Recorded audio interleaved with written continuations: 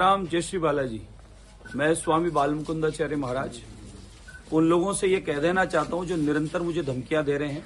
नित्य प्रतिदिन रात को 12 बजे से 3 बजे के बीच में जो धमकियां आ रही है हैदराबाद से, बेंगलोर से और मुंबई से, मैं उनको ये बता देना चाहता हूँ कि मैं पिछले वर्ष चुनाव से पूर्व भी इन धमकियों से कभी डरा नहीं और अभी भी डरता नहीं। और जो रात को महाशय ने कहा कि बॉम्बे आके बता और जिंदा जाके बता, मैं चैलेंज के साथ कहता हूँ कि मैं मुंबई आ रहा हूँ आज ही। किसी में हिम्मत है तो मुझे मुंबई में मिलके बताना। चैलेंज के साथ कहता हूं, पहले भी नहीं घबराता था और आज भी नहीं डरता हूं। मैं न इन धमकियों से डरने वाला, न इन भपकियों से डरने वाला।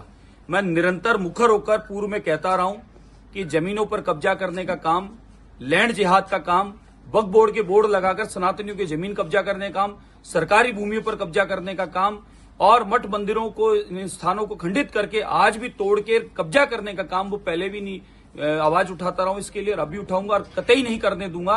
किसी में कितना दम हो वो अपना लगा लेना, लेकिन मैं कब्जा नहीं करने दूंगा। कानून प्रशासन अपना काम कर रहा है, उसी माध्यम से जमीनें खाली हो रही है, उसी माध्यम से जमीनों को देखा और बताया जा रहा है।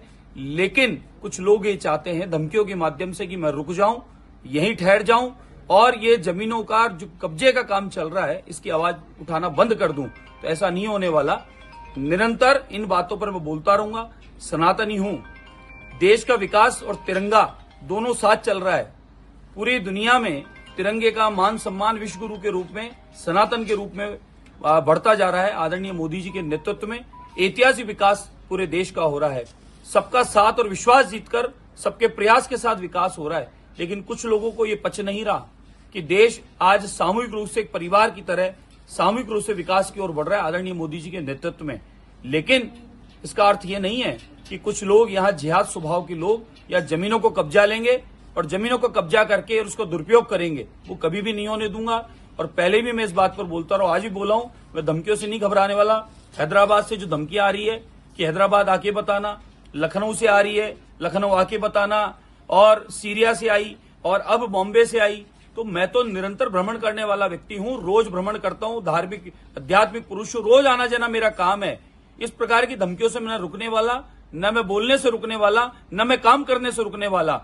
आप जो माहौल खराब करना चाहते हैं ये समझ लेना, इस देश में अब उस प्रकार का कार्य नहीं होगा जिस प्रकार का पहले होता आ रहा है।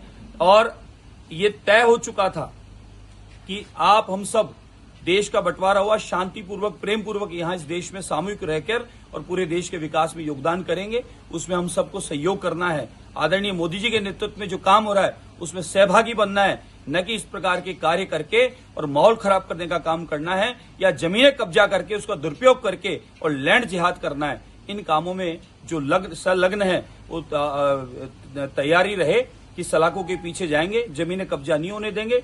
वक्फ बोर्ड भी समाप्त होना चाहिए, मुस्लिम लॉ बोर्ड भी समाप्त होना चाहिए और कब्जा की हुई जमीनें भी खाली होनी चाहिए, उनका सदुपयोग होना चाहिए। उन पे विद्यालय, यूनिवर्सिटी, कॉलेज खुलने चाहिए, शिक्षा के केंद्र बनने चाहिए, न कि सिर्फ खाली कब्जा करके जमीनों का दुरुपयोग करना चाहिए।